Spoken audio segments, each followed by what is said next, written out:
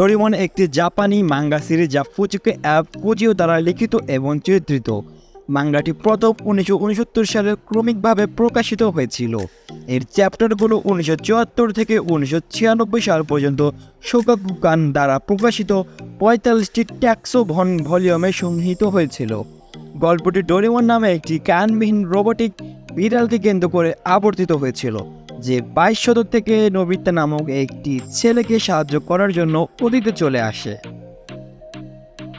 মাঙ্গাটি একটি media franchise তৈরি করেছে, যার মাধ্যমে ডোরেমনের 3টি অ্যাডাপ্টেশন সিরিজ প্রকাশ করা হয়েছিল, যা 1973, 1989 এবং 2005 সালে প্রকাশ করা হয়।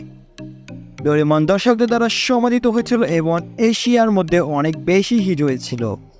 এটি 1973 এবং 1994 সালে জাপানিজ কার্টুনিস্ট অ্যাসোসিয়েশন পুরস্কার, 1992 সালে শিশুদের মাঙ্গার জন্য শোকাকুকান মাঙ্গা পুরস্কার এবং 1997 সালে তেজুকা ওসামু সাংস্কৃতিক পুরস্কার সহ অসংখ্য পুরস্কার জিতেছে।